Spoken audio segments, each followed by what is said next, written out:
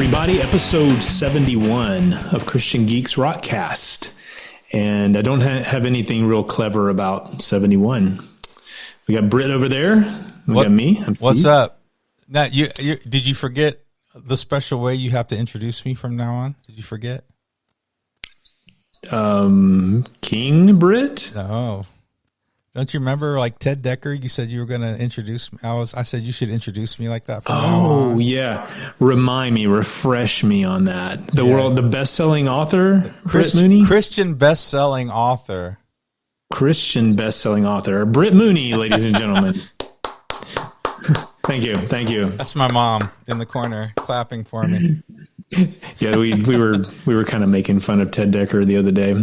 Well, not really Ted Decker, although I could make fun of Ted Decker, but there's a few things we could make fun of. Especially there was something introducing him with that, and him introducing himself. He was introducing himself, and so Steve just made the comment that that's how we should refer to me from now on, and I said, "I'm in." You should have reminded me of that because that was literally days ago, and a lot's happened since then. It's literally that's probably more like weeks ago. Probably the way it's going, but we're back. We're back. We're back, baby. A month or whatever. But again, we said this in the last episode. This is the ridiculous time of the year for us. So you know what? We're getting to these episodes as quickly as we can. So we thank you for your patience. Oh, yes. My microphone fell. That was cool. All right. Tighten that back up again. If you're on YouTube, you probably saw that happen. But anyway. Yes. So, thank you guys for sticking in. And we really do have some great fans. So thank you guys for sticking in. Hopefully we got a good one today. We do. We have. I mean, this is a groundbreaking episode in many ways. Number one, it's my favorite album of all time. So we got that. Yes. And then number two, we're debuting a brand new single from Liaison on the program. Yes. Special shout out to Tim Melby of Liaison for getting us the track early and allowing us to do this. So, and of course, we all know Liaison as the people who originally did "I Still Believe," right? In that, everyone but the Call. You're going to cover the entire. In fact, the 77s did a great version of. Never mind, they did not do that. Although I'd pay to hear that. I'd pay for that. Yes, you would. But yeah, so the Liaison. Sorry, Liaison. We at the end of the news. We're going to play the new song by Liaison, and that's very exciting because they haven't had an album in many years. So, and this one rocks. It's a rocker, as the kids say. It's a rocker. It's a rocker. So anyway, back to the album. For this episode, my favorite album. So if you've listened to all 71 episodes, including the first one, you probably know what it is already. It is Sticks and Stones by the 77s. Oh, not the one by Wes King? No, different one. See, oh my gosh, my notes are all wrong. Oh, I'm kidding. Whoops. Well, I'm going to narrate what I'm about to do for the podcast audience, but if you're on YouTube, you'll figure it out. So my wife was like, I asked her, am I overdoing it? She said, maybe a little. So first of all, I got this shirt on. Well, that's quite a shirt.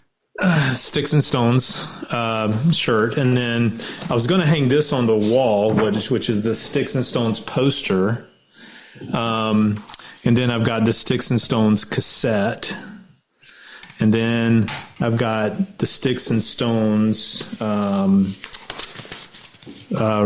re-release CD. Then I've got the Sticks and Stones original CD.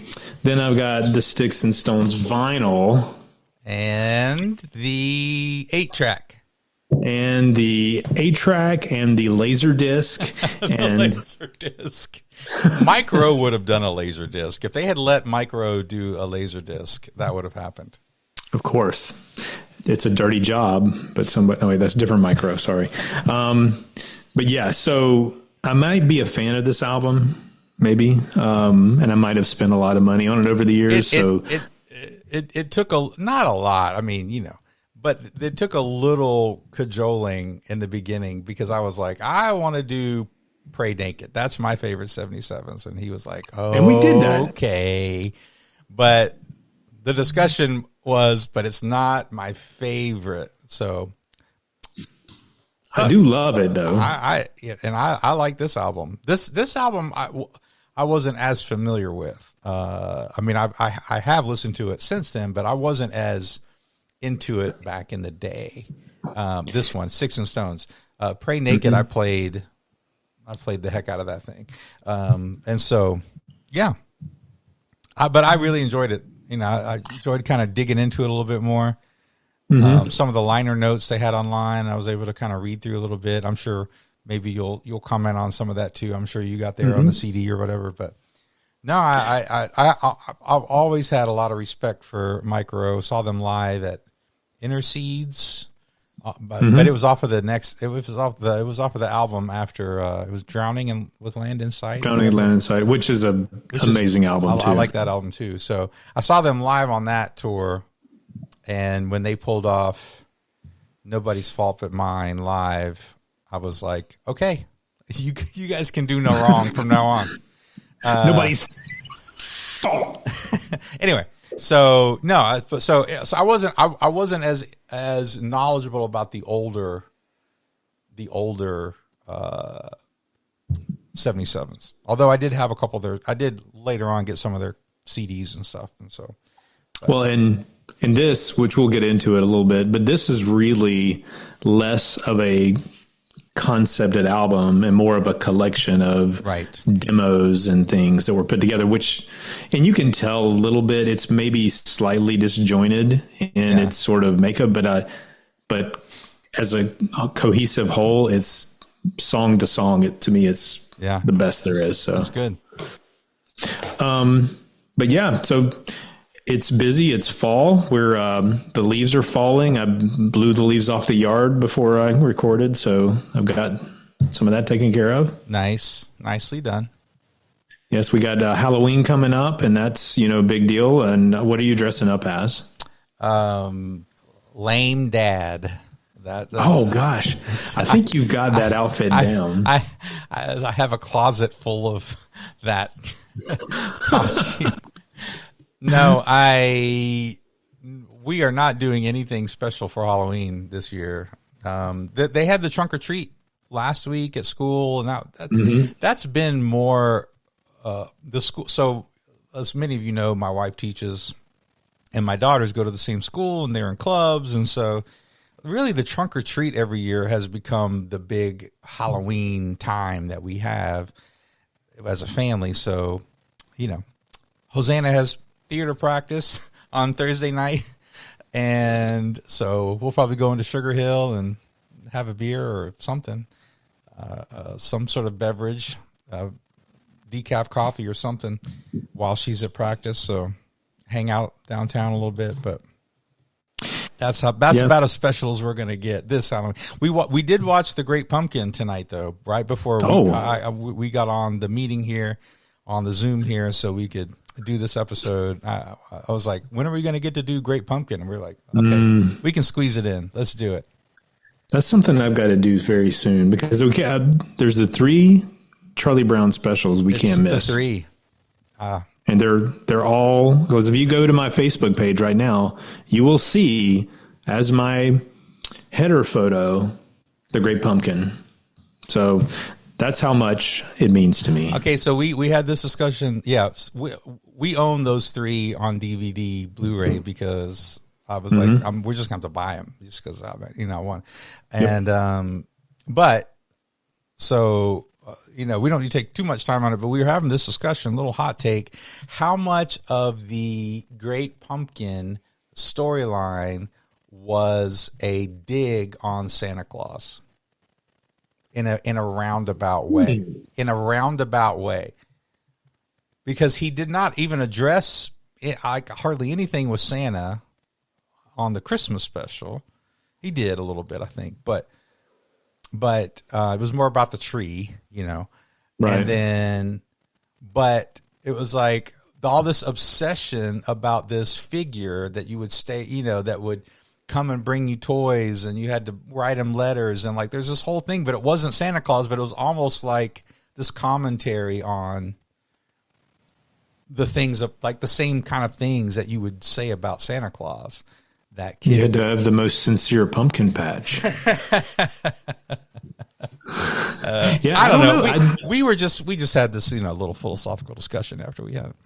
That's good. That's deep. I've never thought of it in that way, but that makes sense. I mean, it always did occur to me as a child that the Great Pumpkin was not something I ever celebrated or that I ever thought about. He made it up. He made it up, and my point tonight was he might have made it up, not really to kind of take digs at Santa Claus, but trying to come up with something like a Santa Claus that wasn't like super scary. Like he didn't want to make like a Halloween special where that it was scary or something, like it was for little kids. So he wanted to do something, and it's ingenious. I mean, like you said, like when we watched it as kids, like no one ever talked, like this is not something we talked about, the Great Pumpkin. He made it up. So anyway, it's Charles Schultz. It's those three, Thanksgiving, Christmas, and Halloween they're all brilliantly written. Plus, it should be noted that the soundtracks to those shows are incredible. Oh, absolutely. Vince Guaraldi.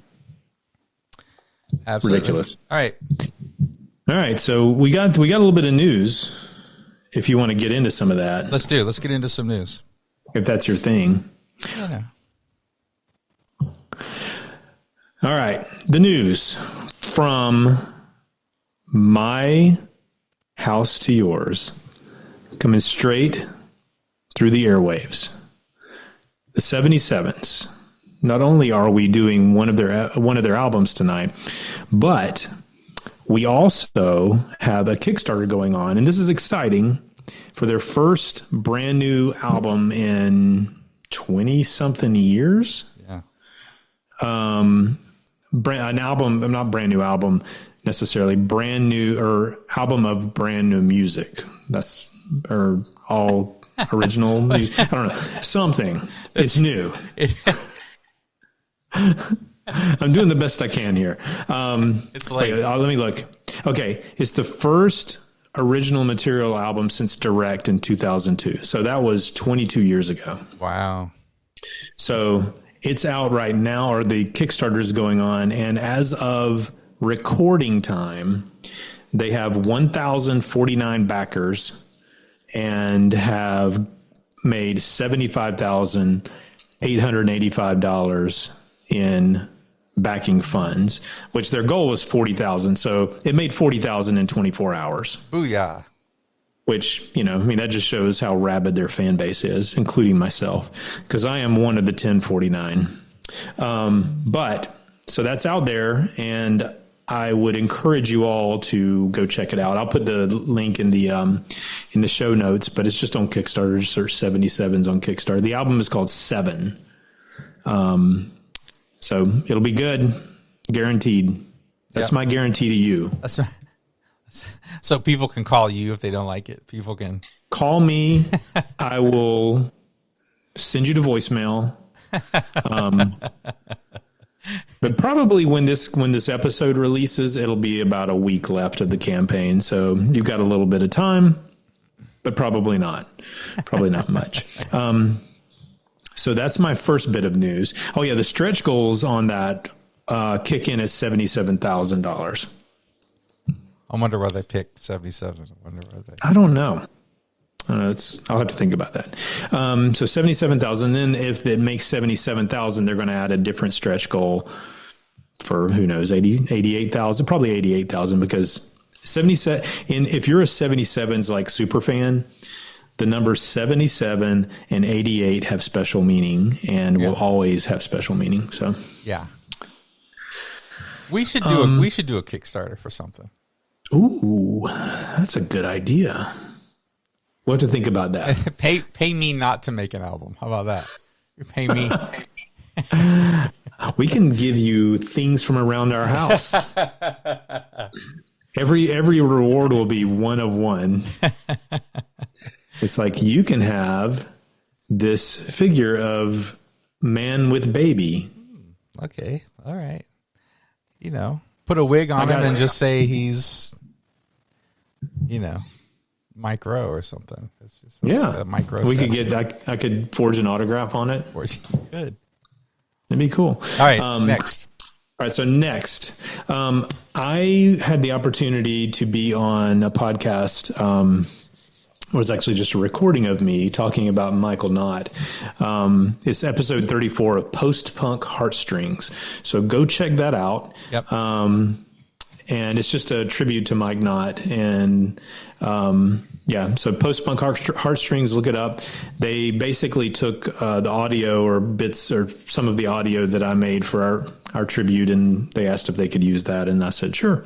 So they put it on there along with, I think Chris Taylor's on there and some other folks. So yeah, check that out. It's really good. If you're into Mike Knott, they play some cool songs on there. So, there is coming out, very soon. It's in pre-release now, but the Barren Cross, State of Control, and Atomic Arena on vinyl. Wow. They look super cool. I know. And I remember, was it last episode? I was talking about how I've got to sort of be choosy, be very choosy. And then since then we've had the 77s, Barren Cross, and then one I'll get to in a minute, all of which I feel like I kind of need. Yeah.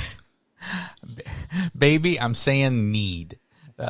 When I was first married, I had a guy tell me, he said, all right, I'm going to tell you the words you got to learn. It's need. Whenever you talk to your wife about something you want to buy, you have to need. You have to. It's not, I want it. No, if you want it, you're not going to get it. Yeah, right. I did walk in the door tonight and say, I need some new tires on my car, which that might actually be true. That throws everything off, including perhaps Christmas. So we'll see. All right. Tires are very expensive now. Oh, my gosh. That's a discussion for another day. That's a different podcast. Okay, so State of Control and Atomic Arena. We can do that right after the gazebo talk with with Ronnie Cates. We'll do tire talk with. We still need to get Ronnie Cates on for a gazebo talk. We'll figure that out. Okay, that would be the name of the podcast, Gazebo Talk. Oh yeah, that's the name of it. Okay, go ahead. We could this is one of those where you create a podcast about something completely different. Like we create another Christian rock podcast and just call it Gazebo Talk, and nobody will know what it's about. Well, that would have to be alternative. That would definitely have to be an alternative music podcast if it's called Gazebo Talk. It'll be Christian metal. And we'll post it on the Christian metal group, and they go, what's metal about this? I'm just listen. It's not about gazebos. It's about metal gazebos. And could we have the logo be like that, like the death metal where you can't really read it, sort of like a bunch of viney thorns. Yeah. Gazebo Talk. All right. All right. Vigilantes of Love, Blister Soul. Vigilantes of Love. That's a Kickstarter that's out now. And Blister Soul and Gary Godfrey from the Good Patron podcast had tagged us in something where he's collecting testimonials or whatever, kind of like where you talk about how I didn't know where that was going. Oh, sorry. I forgot when I do this. I wasn't, it looks like I'm prompting you to say something, but I was prompting myself actually. But it's where it tests, kind of like how this album influenced you or what it meant to you way back when. And, so I'll probably contribute to that some because that was a good album. There's a span of Vigilantes of Love albums from Killing Floor to Welcome to Struggleville, Blister Soul, and then maybe to a slightly lesser extent, some of the ones after that, like Audible Sigh and Summer Shine, some of those were so huge for me. They're great albums. Oh my gosh. Blister Soul those three you mentioned specifically. Yeah. Yes, great absolutely. Album. 100%. So that one, Blister Soul, is on vinyl, and I will go ahead and put this out there. I do not disparage people for how they price their Kickstarters, because, like Galactic Cowboys got a lot of heat for how expensive their stuff was, but people know what they need to live on. They know what they need to, make to create art and that sort of thing. So I'm not going to disturb. Vigilantes of Love, their stuff is always expensive, or his stuff. It's really just Bill Maloney. But so I think it's like $80 for the vinyl, but it will be good quality. I can almost guarantee that, and it'll sound amazing. But it is a little pricey, but it's a fantastic album, dude. And it's like right on the cusp of our year span it's like 1995, Blister Soul. Yeah. Welcome to Struggleville. To me, I may like Welcome to Struggleville a little bit better. But those two albums, like Welcome to Struggleville, that version of Vigilantes of Love is incredible, and I saw them a lot back in the day, because I lived real close to these. Never saw them live. Say what? I never saw them live. No, I saw them live enough for both of us. So, but so that's all the news I've got at the moment. Do you have anything? Yeah. So I forgot to mention this on the last podcast, and I felt, not super bad, but I felt a little bad just because I wanted to check out Joe Walker's podcast. He did. He had a great interview with the drummer from Holy Soldier. I thought it was a fantastic interview. I agree. That was very good. And so Russell or something, right? Terry Russell. Terry the Animal Russell. And who is now in like Worldview or something. Not Worldview, right? No, Human Code. Human Code. He's now in Human Code, and so they had a lot of things they could talk about. And Joel does a good job, and we just wanted to kind of give a shout out to Joel and point people that way, because that's right in our wheelhouse for Holy Soldier. We've done that first album, so check that out. So that's one thing. I was listening to that. I think I was listening to that podcast when I was traveling for work, and they got into a conversation, and Terry started going in on like priorities and stuff, and it was super cool. Yeah, that particular part of the conversation, the other stuff was really good, but that particular part of the conversation was like hitting me right there. Yeah. Right between the eyes. And I don't want to spoil it. It's just some really good, as an older musician myself, a little get off my lawn moment. Joel Walker was talking about, because they both play for church, and it's like, why are there so many toms in worship music? Why do they play the toms all the time? And I'm like, I'm with you. Like, what the heck? Like, it's just like, we're just going to play the toms. We're just going to play all toms and just, anyway. So anyway, but there's a lot of the background for Terry and for Holy Soldier, and then how he got kind of connected with, Human Code and doing the whole thing. So I think he does Worldview too, right? I think he does Worldview. I think he does that too. Yes, I think he does. So anyway, so that's great. And I also wanted to mention, I was just driving around a little bit today, and I didn't feel like listening to music, and in my podcast little list, I was like, what do I want to listen to? And I was like, Monty Colvin podcast. I was like, I'll just listen to a few minutes. So he goes into, it's always entertaining, as especially Steve knows. But if you listen to his podcast, it's always entertaining.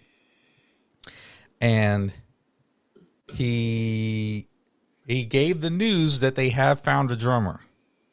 That they have, but he would not give the name on the podcast because he wanted to, I think they want to do some sort of reveal with the whole band. So, but he talked about how anyway, check out his podcast. His podcast is always entertaining.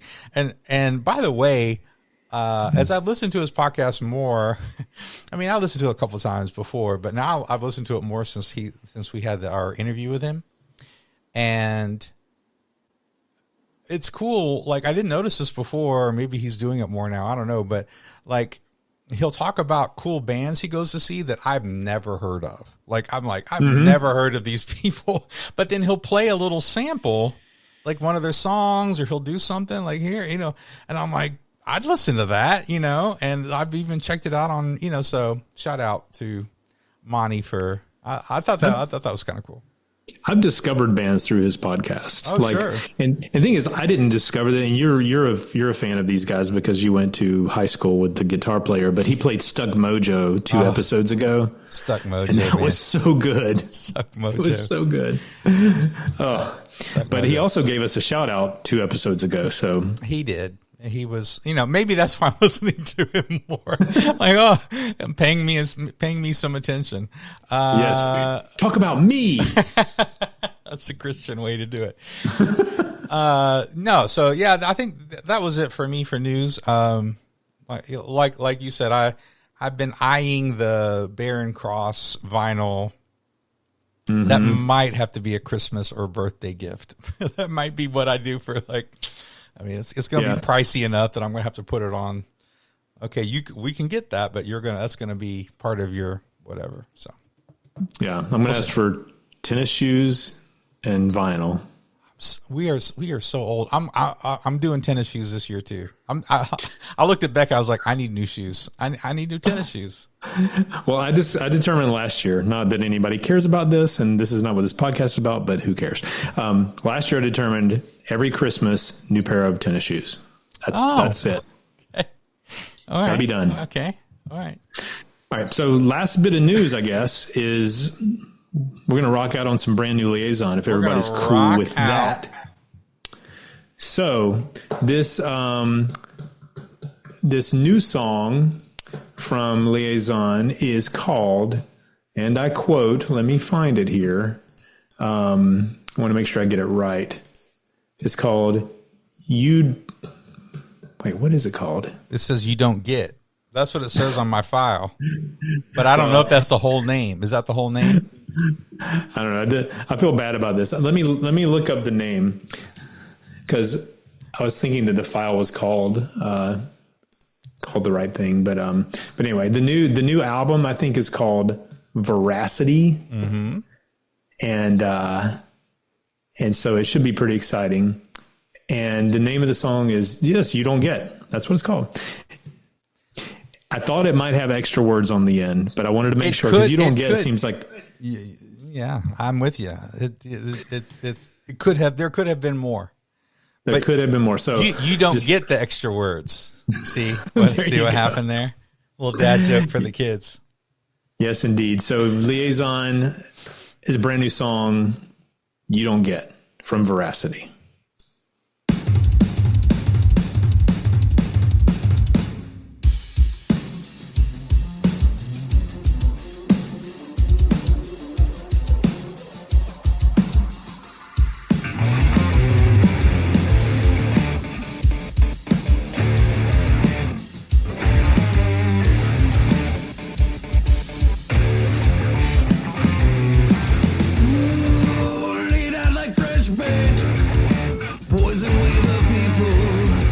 Tried to seal our fate, had something evil. You thought you had me, but you got a bad brain. Irritating, you're losing. When I was younger, I learned what was good, what was bad, what was true.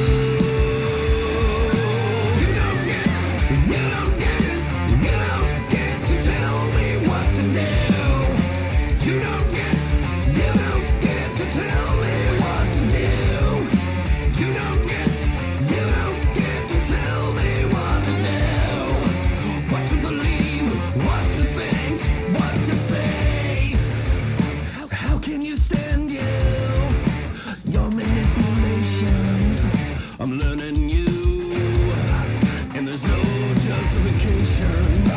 Don't say you're sorry for the love of the glory. I guess you never knew the real you. When I was younger, I knew what was good, what was bad, what was true.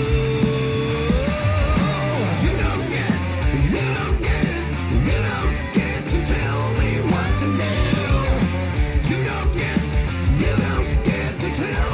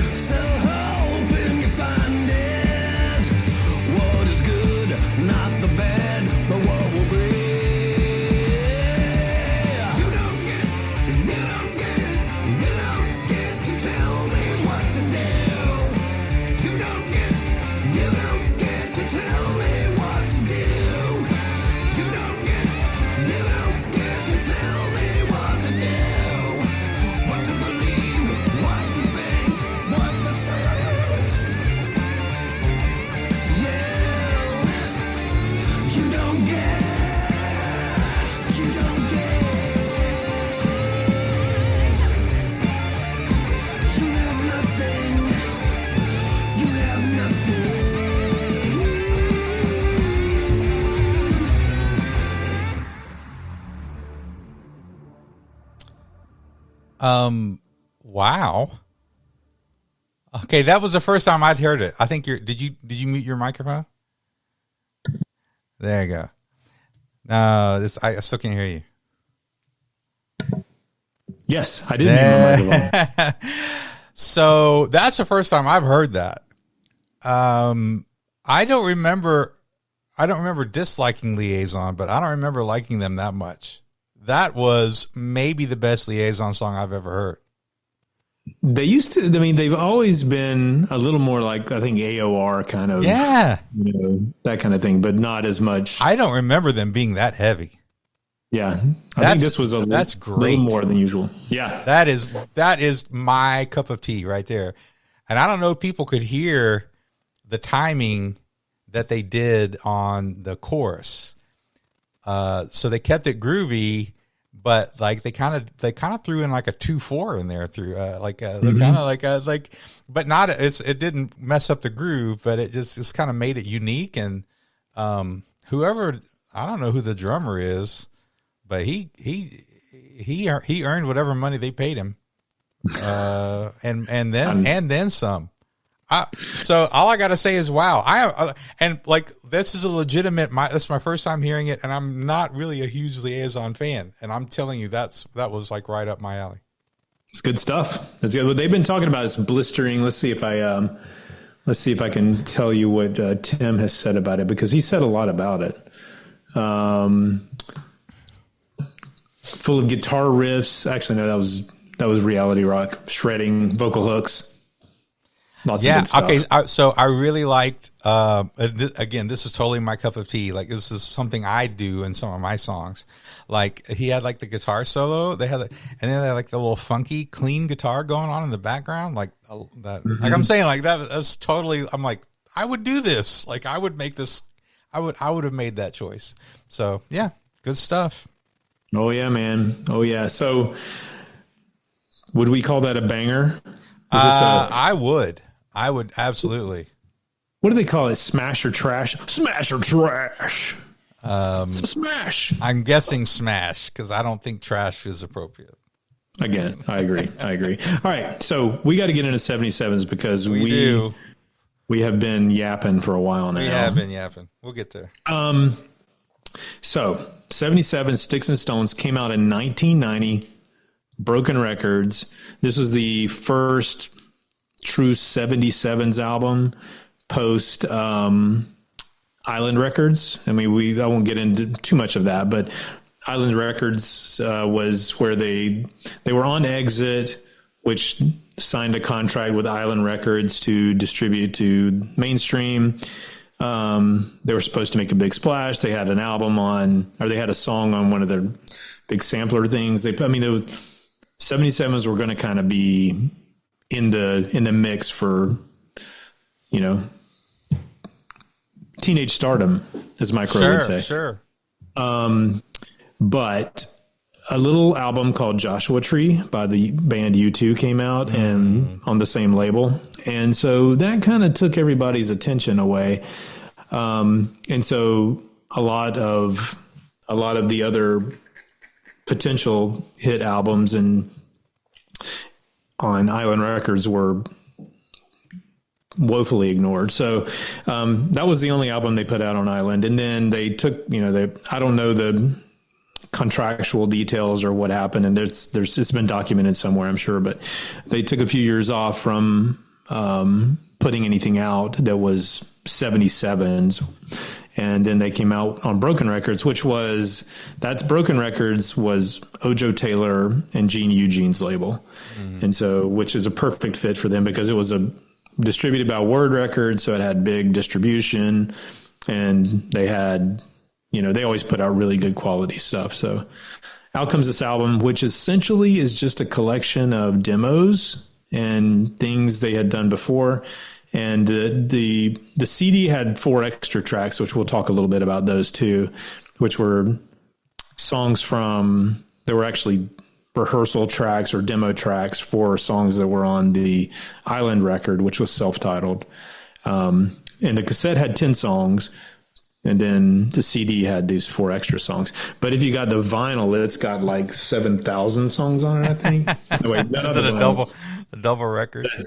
The double CD has 25 songs on it. There you go. But I mean, that's the re-release that's on low fidelity. But anyway, as I've said, this album, I loved this. I loved the Island record. It took me a little bit of time because I wasn't all that into new wave back in the 80s too much, but it took me a little bit of time to get into like Ping Pong Over the Abyss and All Fall Down. All Fall Down was a little rockier, but I got into those probably a little later. But this album this blew me away. Even though it was just demos and things, it's just incredible. Yeah. No, I really appreciated digging more into it this time, because this is one of those for me that it wasn't like one I knew by heart, like PFR or whatever. You know, I knew that album by heart, so I got to take some time to really dig into it. So no, I really dig it. You know, there's a couple songs that are kind of meh for me, but they're almost all super. Almost every song is very strong, and I really liked it. So yeah. Well, to me, this is the way I view it, because there are songs on it to me that are not as strong as other songs on there. But if you break that song down and you take it apart from the rest of it, this is just me, this is my opinion. If you take it apart and you listen to that song by itself, it's usually way better than average. I mean, it's still very good, but in context with the rest of the song, because there's some songs on this album that to me they're perfect songs. There's multiple perfect songs on this album. Nice. Let's do One it. of them we talked about on the Perfect Album podcast, but we did the Perfect Songs, Perfect Rock Songs album. Perfect Songs, yes. Perfect Rock Songs. Yeah. So again, as I was doing a little bit more of a deep dive, there's a little REM in here in their style.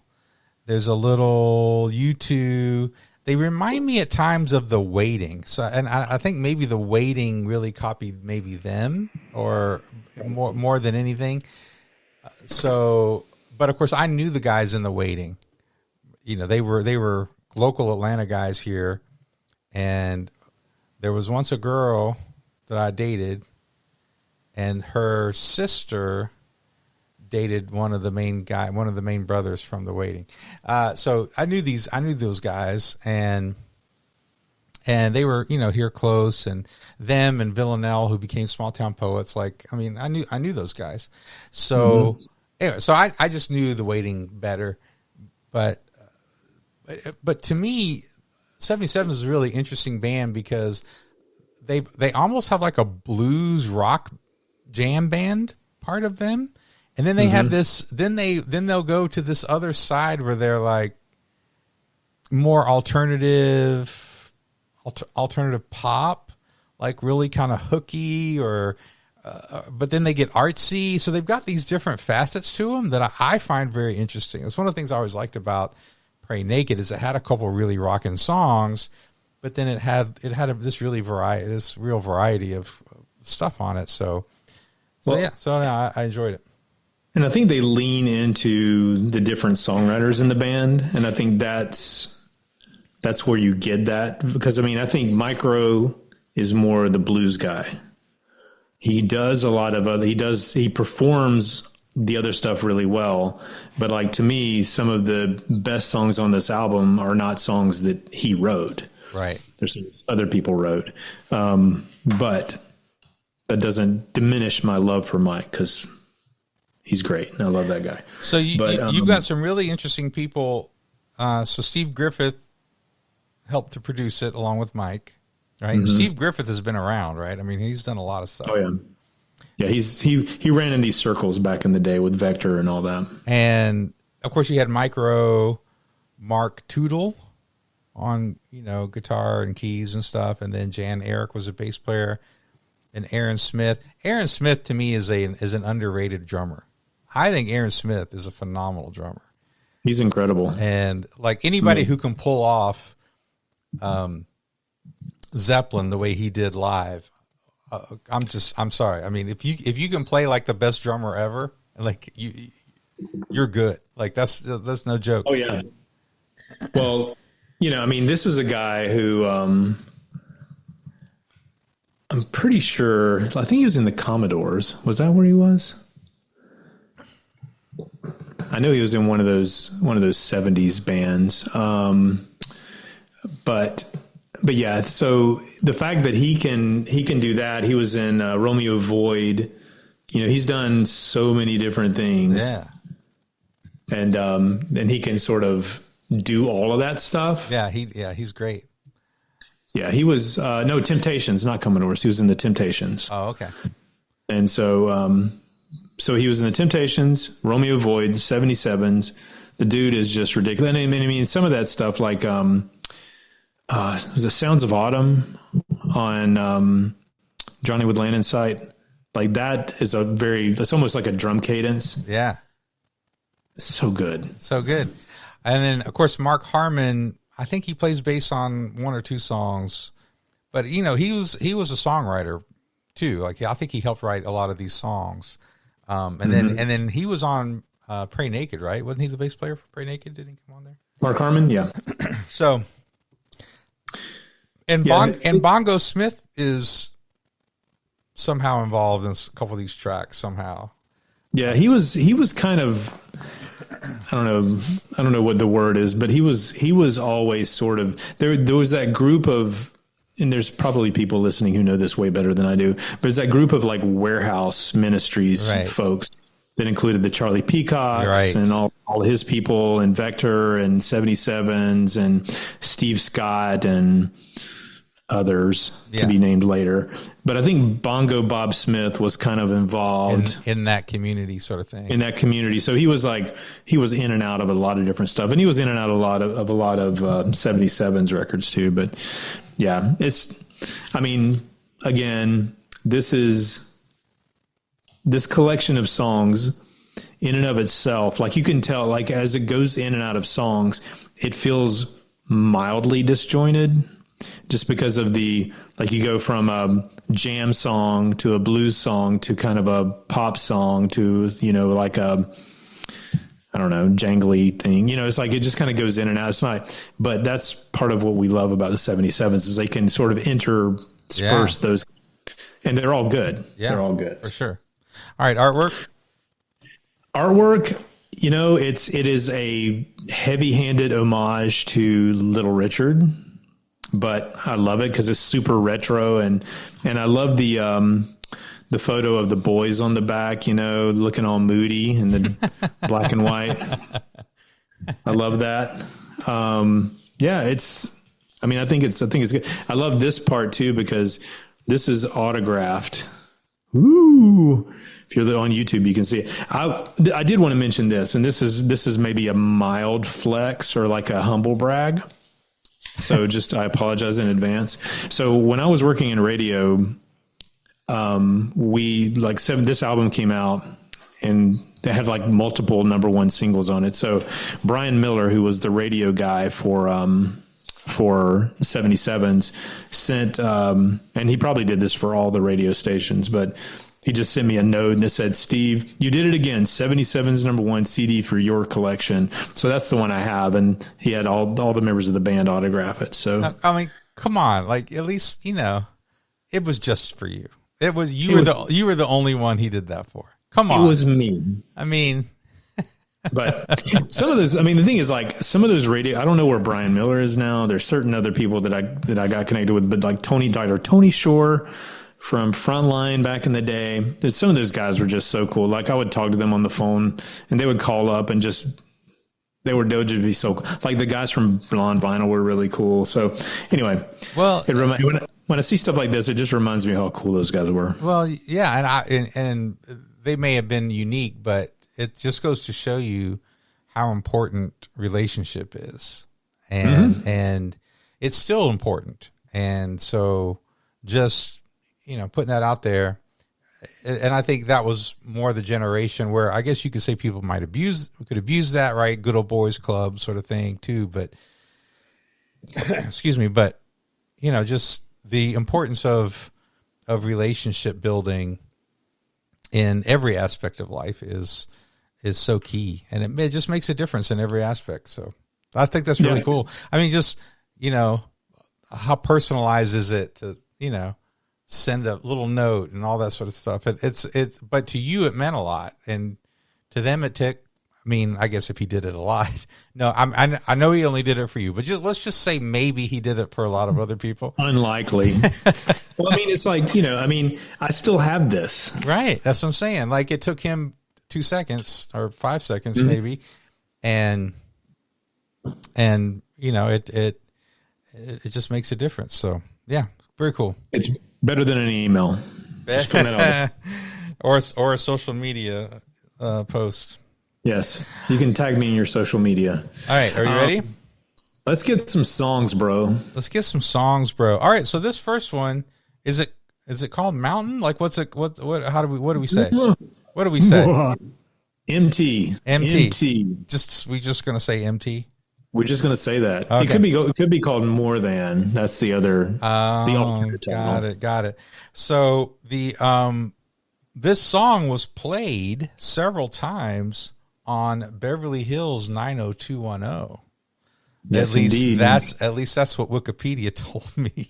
No, it's true. And I think it's been on other shows besides that, and it's been covered by other bands. The unfortunate thing is, and Mike has said this, he doesn't see a penny from that.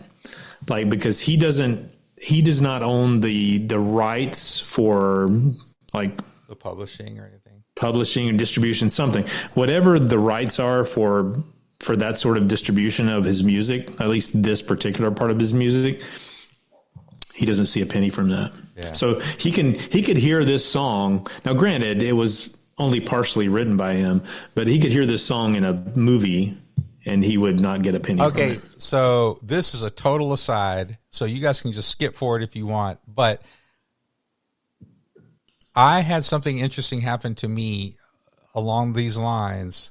So my book publisher, who published my last nonfiction Christian book, We Were Reborn for This.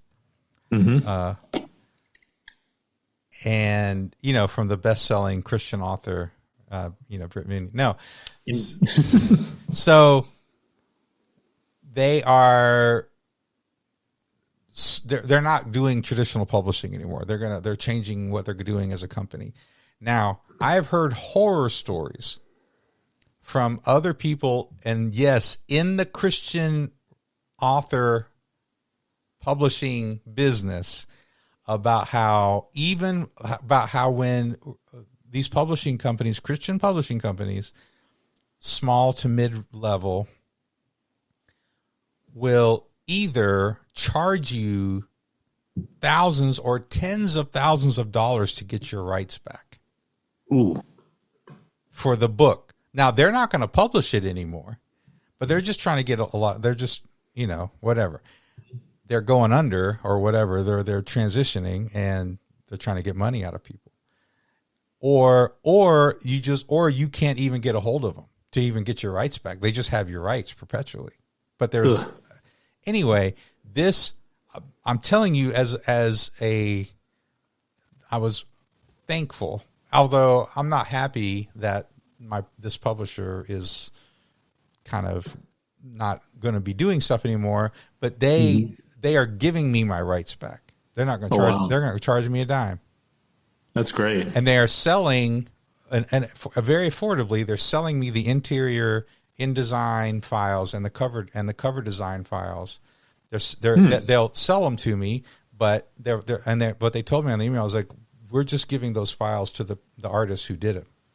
The money that you give us, which is, believe me, it's cheap what they're asking me to give them, but they're like, we're just trying to funnel the money to them who worked on this stuff. Well, that's actually very cool and very. So anyway, that was a little aside on, but it irks me when people don't have the rights to their own stuff, and then like it's years later and whatever. So it irks me. So anyway, that's a good story. even though there's some bad stories out there, like Per Micro and others. All right, so this song, they don't need to get on the bad side of best-selling author. No, they don't. They really, really don't. All right. MT. MT.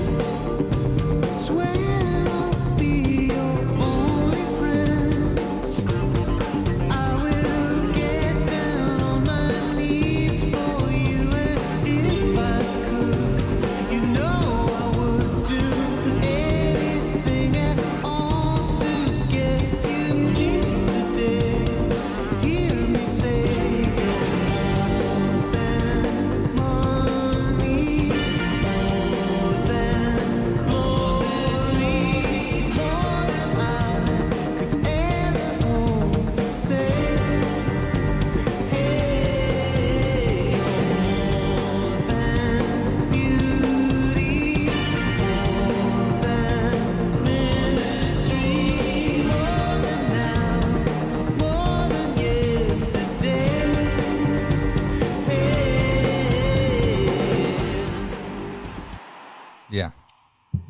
So good. It's a great song. I like the chord change right at the end. That it kind of goes to this chord, but it works. It's a little different, sets it apart. But the guitar sounds great. The drums sound great. It's well mixed. It's got a nice chorus, and I like his voice in that range. He's got that kind of haunting, voice that works. It actually works for that alternative pop rock kind of stuff that they would do. So it's really good. His voice is like a Swiss Army knife on this album, because it's like it can do, like you'll see, like on Dawn This Way, it's very soft and haunting, and then on like Perfect Blues, it's just kind of like super spastic, and it's just kind of. But I mean, I've always loved his voice. I think he's got a fantastic. Yeah, me too. Even today, but so that song was, I think, mostly written by Bongo Bob Smith, and apparently they basically had the whole song just sort of like Bongo brought it in, and they were just kind of working on it. This is a lot of my commentaries come in a little bit from the liner notes, just because that's the kind of, it's just Mike talking about the songs, which I think is really good insight. And then, so apparently they just sort of wound up re-recording a couple of like the rhythm section parts and his guitar parts, but then a lot of the song was, like samples and things that Bongo Bob Smith brought to the table. But it's a great song. It's a great tune. It's a great opening song, especially because the guitar is really aggressive. I mean, it's not like a metal or anything, but it's real kind of aggressive right there, and It's a great opening song. This one's probably about 98% perfect. Yeah. I mean, I like the chorus, but it could have given me, like I said, I really like it, but I think there's some couple better ones on here. But all right, are we ready for number? I agree. Ready for number 2? Let's do that. Nowhere Else.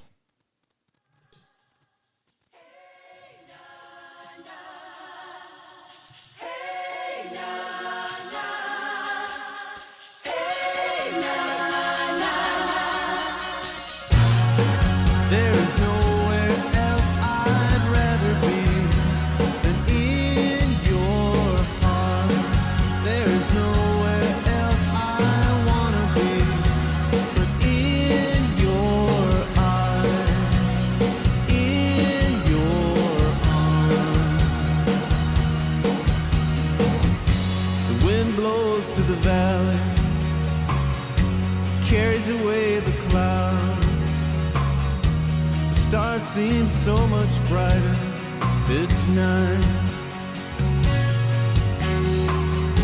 Orion's belt is shining, the Big Dipper's upside down. Over us it's pouring out its light. You slip your arms around me, draw me to your side. The full moon shines down so clear. Is that music in the distance for a moment of time? There is nowhere else but here. There is nowhere else I'd rather be than in your heart. There is nowhere else I wanna be but in your eyes, in your arms. Just a jangly pop love song. It's what a great hook. I mean, that chorus is so strong, and it's, again, some nice, it's not like, they're not trying to impress us with the chord changes, but they've got some nice little chord changes in there, and it just, it makes it a little different and a little interesting when they do it. And again, people may not really even understand what they're doing, but as a songwriter, I'm like, oh, he went to that chord there, which actually works as a transition, but it wouldn't be what most people would do, you know?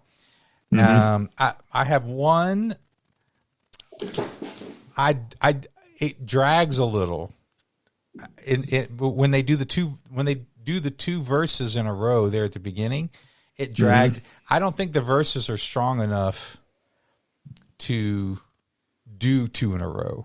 Just for me, if I'm like, this is kind of dragging. But I mean, the rest of the song is, you know, it's got a cool outro, but what a great hook. Like, and it reminded me of the Gin Blossoms. Now, I don't know if anybody remembers the Gin Blossoms. Oh, come on, man. But we all remember that. Again, you can take one of my heavy metal cards if you want, but the first Gin Blossoms record is one of my favorite albums. It is an amazing album, top to bottom. And that's like 2 or 3 years later after this. So, cause this is like 1990, Gin Blossoms weren't until like, I don't know, maybe 93 or 4. But, this reminded me of this is like a precursor to the Gin Blossoms. So, which is is high praise from me. That's actually high praise. That's what I'm trying to say. It's very good. I love the Gin Blossoms. The one thing I'll say about the 77s is they weave in and out of, did I say Gin Blossoms or I'm in the 77s? You said the 77s. Oh, I did. Whew. I think for a minute there. I'm pretty sure you did. Sorry, I'm getting old. But 77s is they weave in and out of kind of spiritual like songs and writing, you know, because we've always talked about the lyrics that can be, okay, are they talking about my girlfriend or talking about Jesus? I don't know. Yeah, right. There's a little bit of that with them sometimes, but I think that they play their cards a little more plainly, because I think this song is about, you know, it's a love song. Yeah. And I say that because I know that like on, like Drowning with Land Inside, the record label made them go back and they put For Crying Out Loud as the last song because they needed a more Christian song on there. But, you know, I mean, there's some songs that are very clearly biblically based. God Sends Quails, just other things like that. Yeah.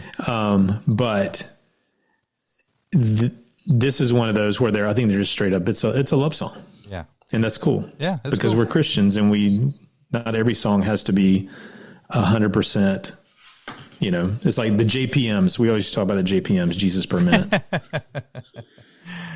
Yes. All right. Ready for number 3? Perfect song coming up. I don't know. I might agree.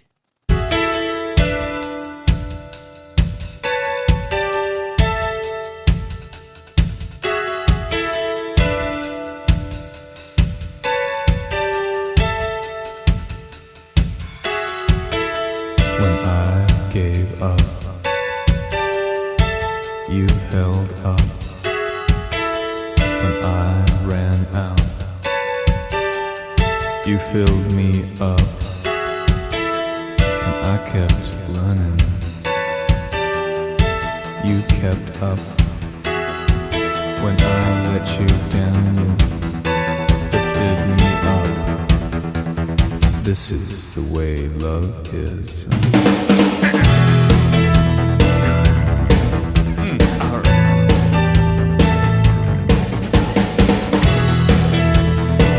Couldn't find the words you understood. I didn't find the time. You were in no hurry. I wouldn't make ends meet. You tied them together. When I cheated, you kept to the rules. This is the way love is.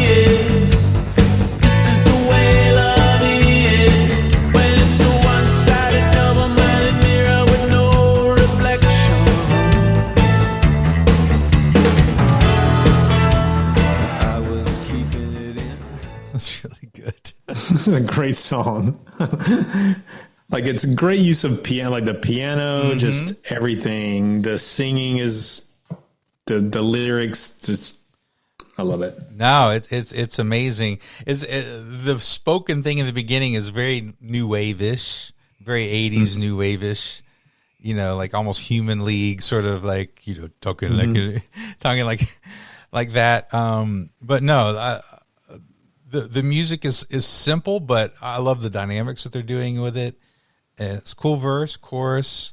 It's got a great guitar solo, cool bridge. It's got a little bridge in there, and then they jam it out. And I like the line, one-sided, double-minded mirror with no reflection. That's a great line. That's the way love is, man. That's the way love is, man. That's great. Great song. Well, the other thing, too, then this is in the liner notes, I think it's hilarious because apparently Mark Tootle wrote the song and recorded the demo and mimicked Mike Rowe singing the song. Oh, yeah. Brought it to him. And then Mike basically recorded the song trying to mimic Mark mimicking him. So if this is Mike impersonating Mark impersonating Mike. Yeah. However they got there is great. Yeah. No, it's I dig it.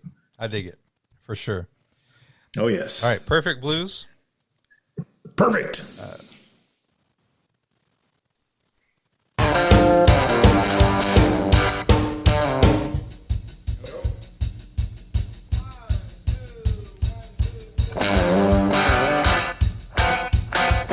It's a great guitar sound.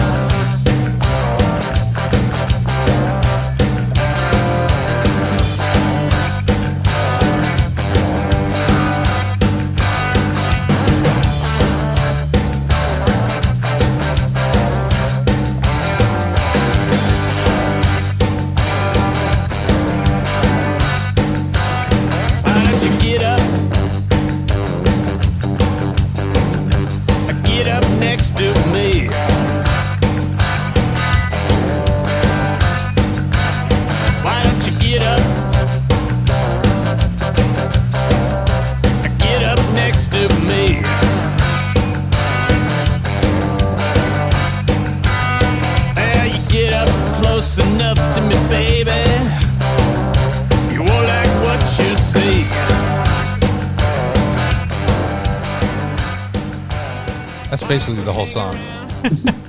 And this is Mike Rowe. He wrote this song and it's super bluesy. It's great. Yeah. The third verse, we can maybe get to it, but the third verse, so it's basically a 1-4-5 blues, and then but he mixes up the verses enough to distinguish them from each other, which is kind of what you got to do. Although this was 1990, I was going to say for modern audiences, but even in the 80s, 90s, you had to mix it up a little bit. You couldn't just be strict do the same thing unless you were a true blues band, you know. Mm-hmm. So yeah, it was. This to me is more what I think of like the older 77s, like some of their like live stuff and that I've heard. Like I remember like, oh yeah, this is, and I think even like when I saw them at Inner Seas, there was just a lot of jamming that they just jammed a lot, you know, which is what happens when you can all play your instruments and you're all really, really good. And that's another thing that impressed me, because I was going through the liner notes and they talked about how, like, yeah, this is the first time we played this song. Mm-hmm. And I'm like, what?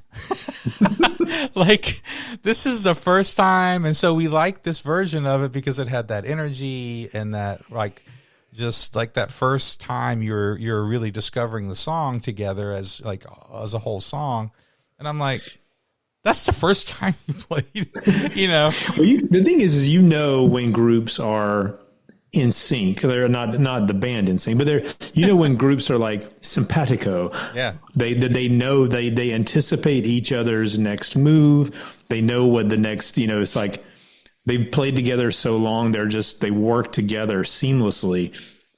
And I think that's what good bands do. Oh yeah. And when you've been together, like they had been, and you're that good, and you've learned the song. I forget which one it was in the liner notes that he said was like the first time they played it. It was God Sends Quail. No, Pearls Before Swine. Pearls Before Swine. I think you're right.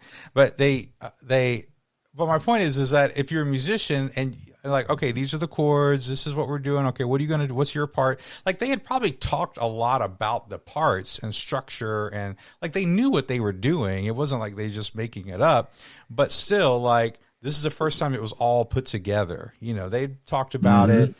They had, okay, you're going to do this on the bass, and I'll do this little jangly thing, whatever the different parts were. But still, it takes a lot of talent to be like, this is the first time we're doing it together, and it's that good. It's impressive. Yeah, I totally agree. I got ahead of myself. Maybe I should have saved that. I couldn't remember which one it was, but it is all good. All right, this is a sad song.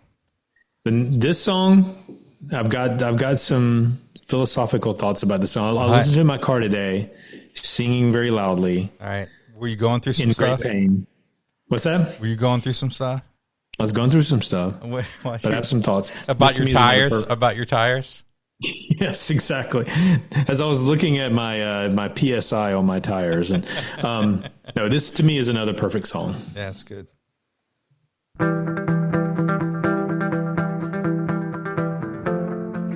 I love this long intro. We're just gonna play it, but I love it. It's incredible. Please, yeah.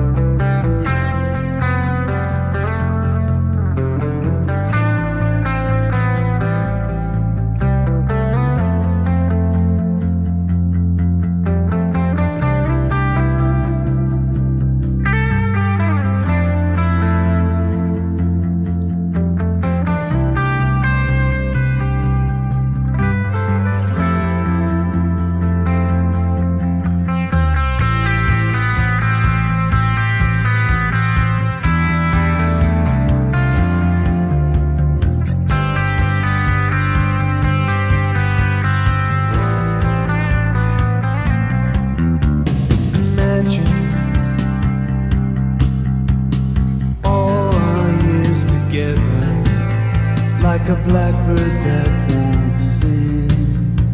Imagine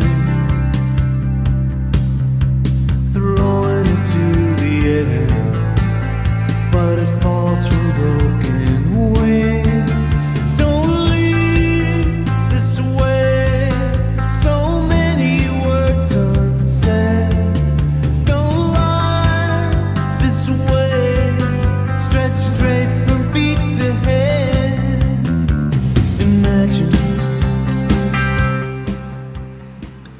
It's so good. That song. Yeah, if you haven't ever heard that song before, this is your first time.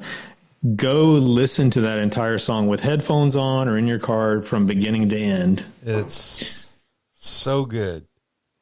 That intro, again, I listened to it a few times leading up to today. It might be the best guitar work on the album. It's because so the sounds, the guitar sound is perfect. The melody, it's not flashy. It's just like the melodies work so well and it's so clean, and there's space in it, and it just transitions. It's like a little instrumental. I didn't time it. It's got to be a minute and a half or something. There's a little instrumental there at the beginning, but it transitions perfectly into him singing. It's like, oh yeah, you were supposed to sing. Like it's not a surprise. It's not like, well, that's awkward. No, it just flows right into it. This is my great philosophical thing that I came up with today in the car. I feel like the guitar works specifically, but the bass is part of it too. Like every instrument in this there's almost like an instrumental track that is almost singing its own song, and the vocals don't like mimic the instruments. They don't, like, his singing is singing almost like a different melody that weaves in with the music. And this sounds like maybe deeper than, but actually it's pretty deep, but I don't know. It's like this song is so complex to me. It's like you could take the vocals off and I would feel emotionally the same way about the song without even hearing what he's saying. I agree with that for sure. And then when he's singing, like if you listen, like especially later in the song when he gets to like the third verse and stuff, it's like the music behind it is incredible, but it's not even like doing the same things his voice is doing. No. I don't know how to explain it, but it's like just listen to it. It's an incredibly well done song on every level. I would agree it's a perfect song in the sense of, like, I mean I'd have to listen to it again just to make sure, but I can't, like, there's nothing on it I could critique. It's just like the melodies are strong, but I love, that's a great point, and I love that you said that way because I didn't really think about that, but I think you're totally right. Like you could take the vocals off and get the same emotion from the song. You could still get the same vibe from the song. And yeah, absolutely. Well, and the outro of that song to me is just as good as the intro. Yeah. And those two bookends make that song so much better. I love you can't go back, but you can go on. Like don't let these pain, the pain of the past keep you from kind of moving forward in your relationship. Like you can go forward in the relationship, but if you hang on to the bitterness, because like one of the first lines, isn't it? And one of the first lines, something about this is either going to make us bitter or better or something. Was that this I'm song? I'm not sure. Is a different song? God Sends Quails is what you're referring to. But close. It's on the same album. But anyway, I dig it. I don't have the lyrics in front of me. No, this was just like, it's interesting because the only note that Mike put in these liner notes is maybe the saddest song I've ever heard. I know.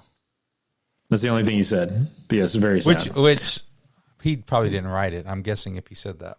Who wrote this one? No, I can't remember. I'm thinking this may be another Toodle song, which sounds funny to say because it reminds me of is it Mickey Mouse Clubhouse? Oh, Toodles. Sorry. If you have kids of a certain age, you probably watched a lot of Mickey Mouse Clubhouse. Toodles was one of the characters in the movie Hook. When he was grown up. Oh, Toodles. Oh, right. Mark Toodle. Next, you walked in the room. I did.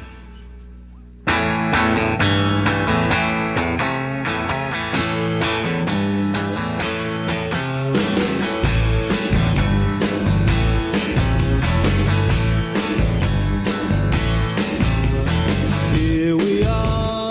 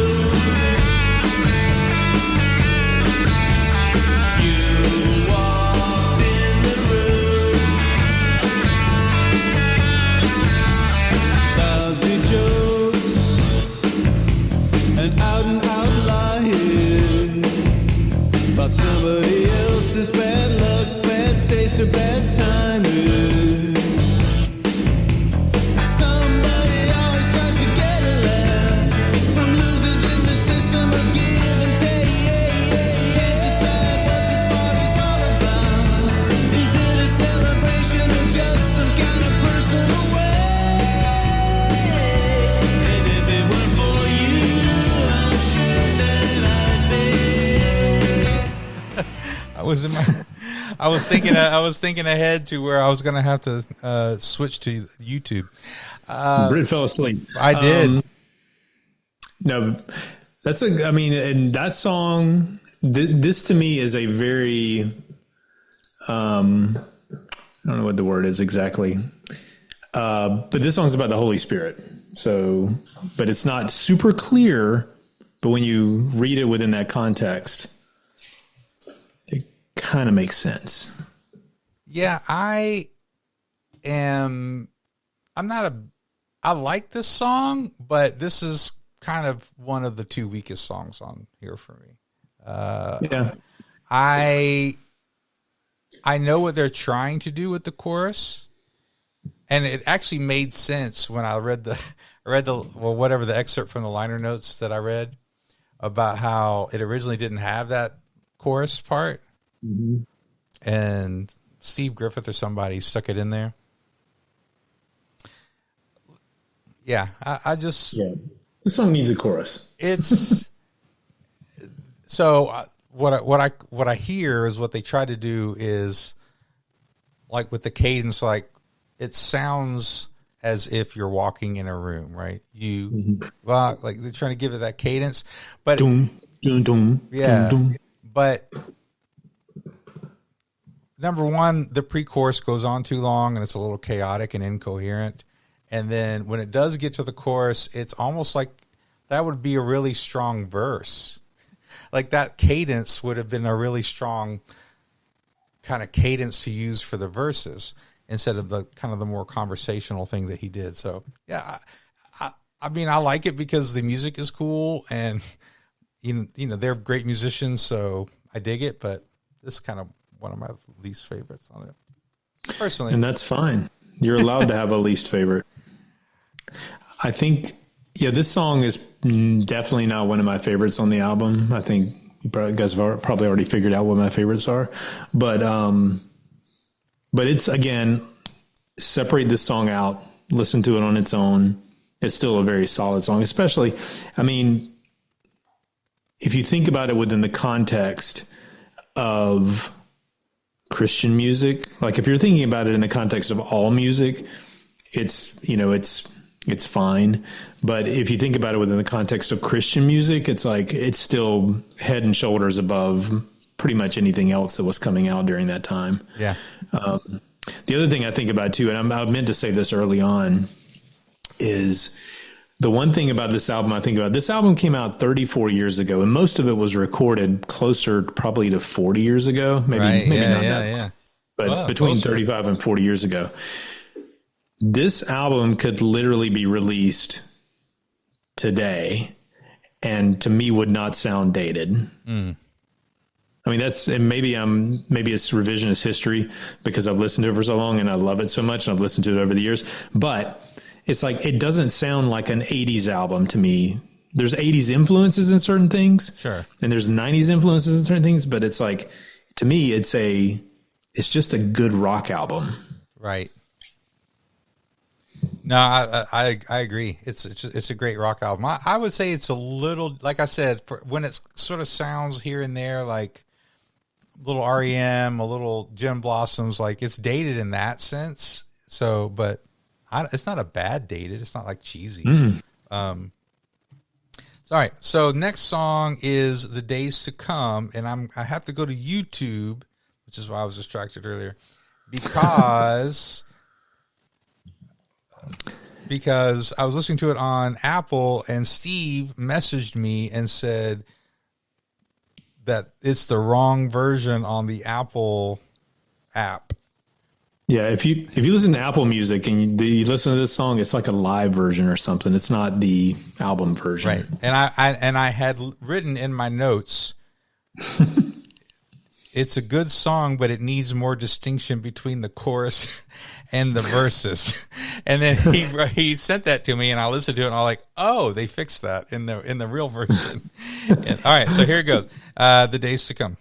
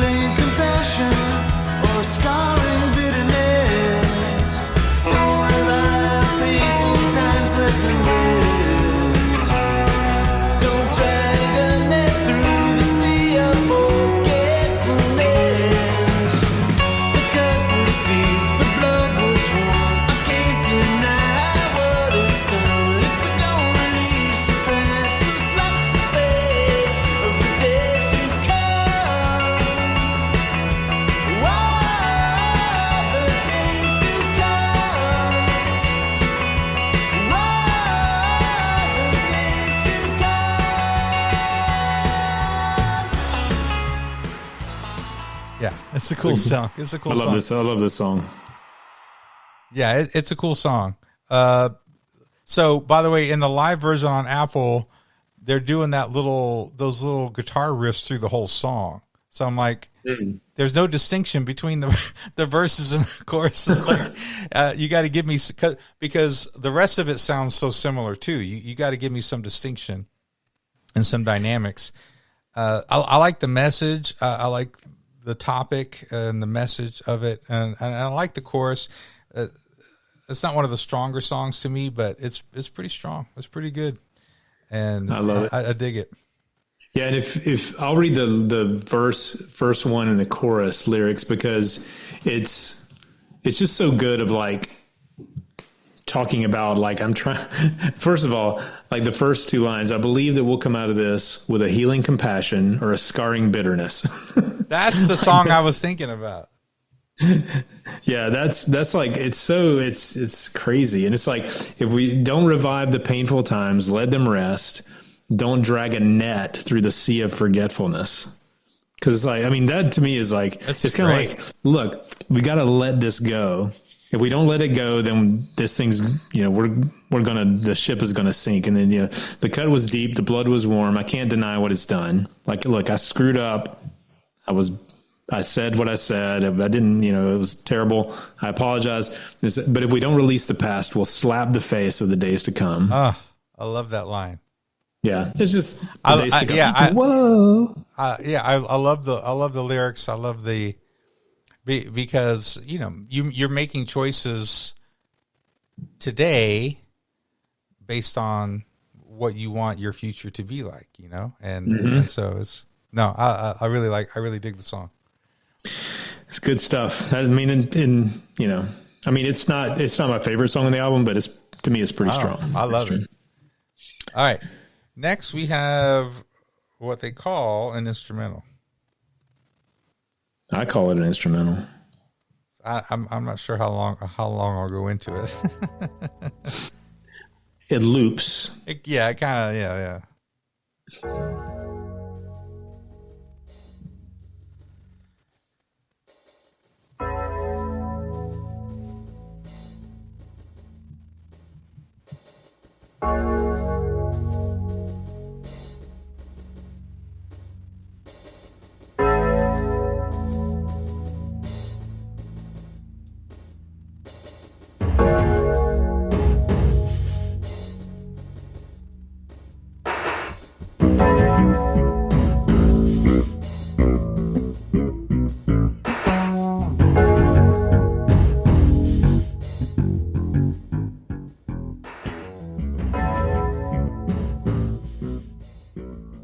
Yeah, it's interesting. It's like filler. Yeah, this is, it's not bad. It's just I think the instrumental parts of the Don't This Way that should be like, I would have loved like a separate track of just that.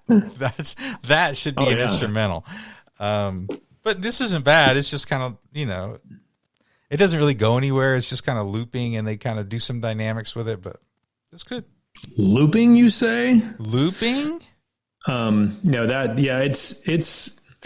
this is a palate cleanser. Yeah. This is the proverbial palate cleanser. I mean, it's like when I'm listening to the album, I kind of dig it because, when this drum kicks in, it kind of gets a little boom, it gets a little funky, and it's cool. Yeah, but cool. Yeah, it is what it is. All right. God sends quails. He does.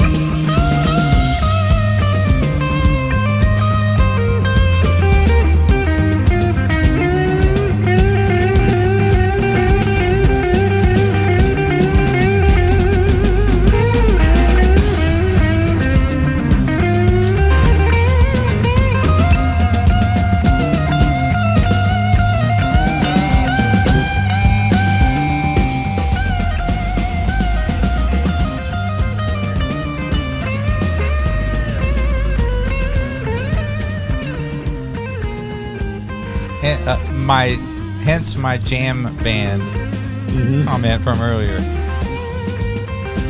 It's cool though.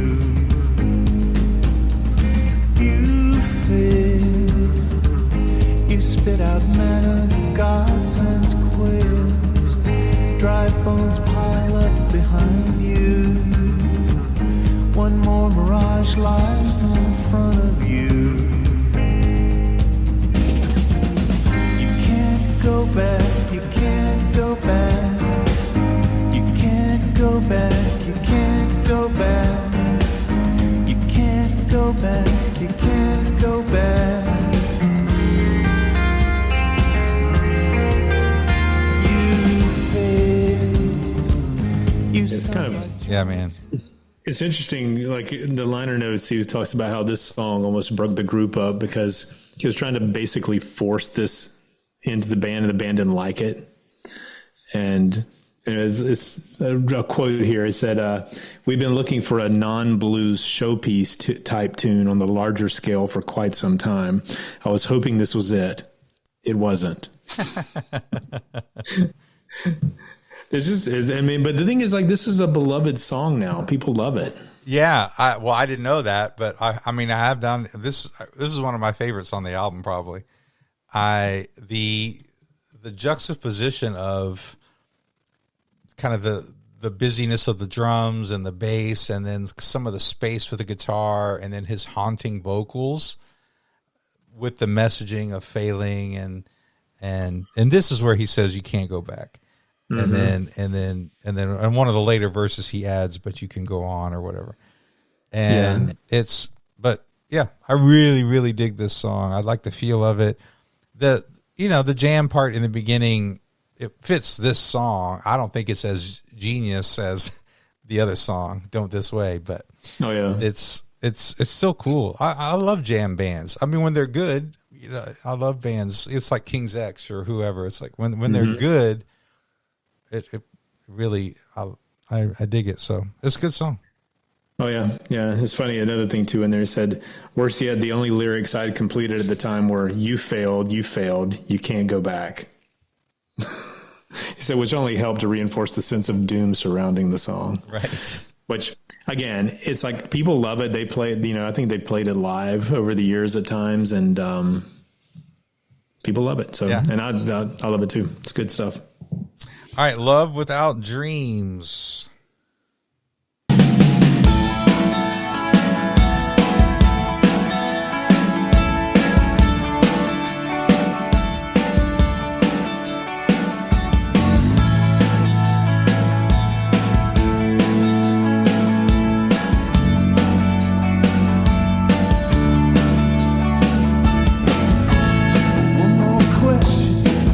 You're out the door.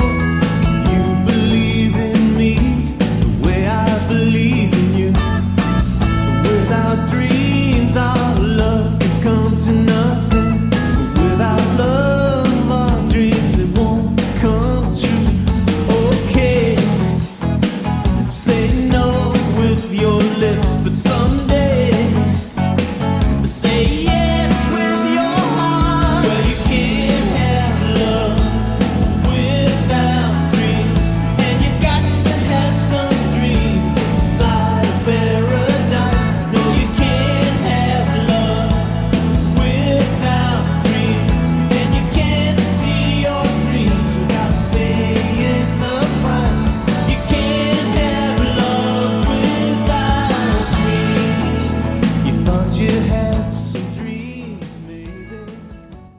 Good closing song. This is the technical closing song to the album. The original closing song. The original closing song. Yeah, and it was written by Aaron Smith and Mark Tootle. And apparently this was the last song that Mark wrote for the band before he exited the band. So it's kind of like a closing for him. Like a little goodbye. Yeah. So yeah, it's a good song though. It's a great hook. I like the chorus a lot. I like it's a very positive song. It's a very, although it's not cheesy positive, because he's kind of making a statement like you need love and dreams together. It's kind of like love needs hope. I mean, that's my take on it. My take on it is he's saying, in order to really love somebody, something, you also have to have dreams along with it. And dreams are only real it's like they go together. You can't separate them. Anyway, it's pop rock, in my opinion. It's just a nice pop rock song, but I dig it. I love it. But they come right out of like an 8-minute jam band song, right? Which comes out of a instrumental loop song, which and it's like.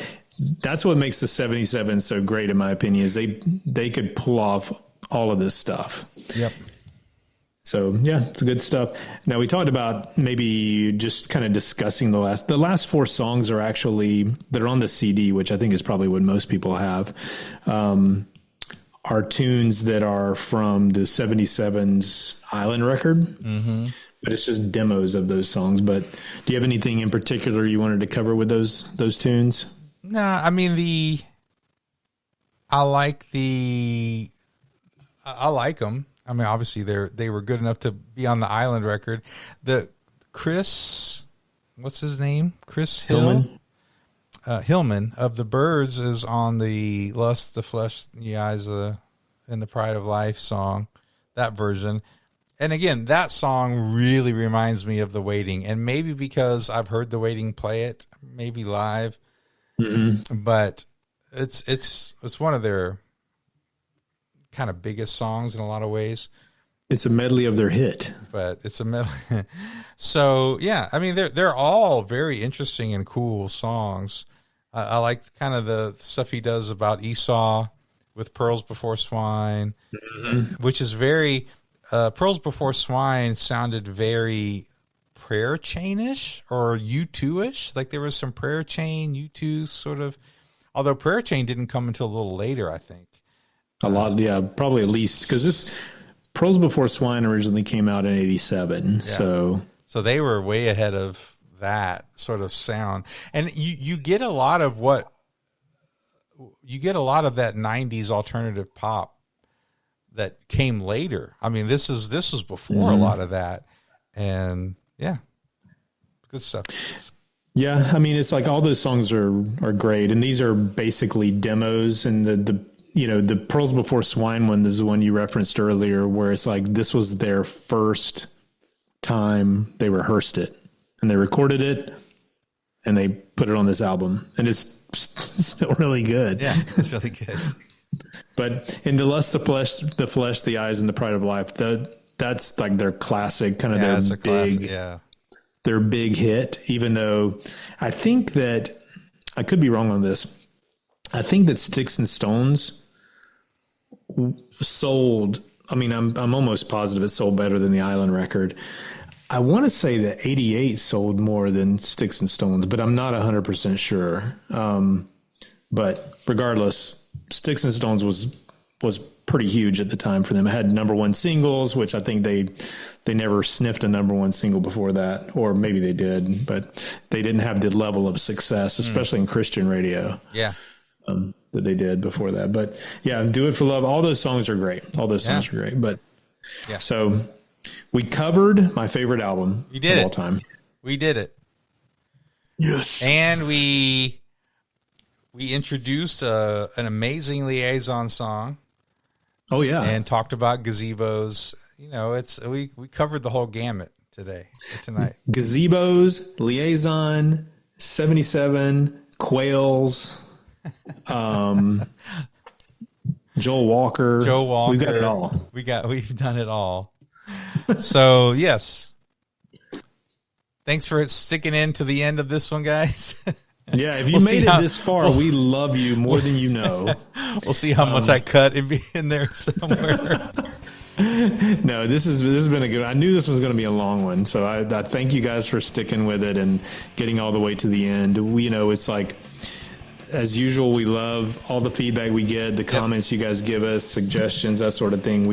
If we haven't gotten to your suggestion, or if you're not feeling heard, bug me again. Just send me another message, shoot me a comment on this post or whatever. Just do what. Leave us a 5-star review and put it in your review. There you go. Booyah. That's cool. If you want to do that, I think Spotify does it, reviews, and Apple Podcast does reviews. We'll take it all. If you're on YouTube, this has been an exciting time for you to watch us talk for a couple hours, but it's been, it at least makes you feel like you're a part. You're in the room with us. Watch me awesome. Get distracted while we're listening to one of the songs. You see it all. Well, typically, I cover ourselves up with the album cover when the song's playing, so that we can pick our nose and stuff. So, I didn't know I could pick my nose. You didn't tell me that. Yeah. Oh man, you can pick your nose whenever you want. Oh, that's so nice of you. We're adults now. We can do that. Love covers a multitude of picking of noses. Oh, yes. So feel free to check us out. GeeksRockcast.com is still out there. It's got all the episodes if you want to listen to them. But yeah, we love you guys, and we'll be back very soon-ish. Because, hey, Bandtober is coming to an end. Last competition this Saturday. Woohoo! And maybe we'll be back sooner than a month. Who knows? Who knows? All right, thanks, guys. All right, peace out. Peace out.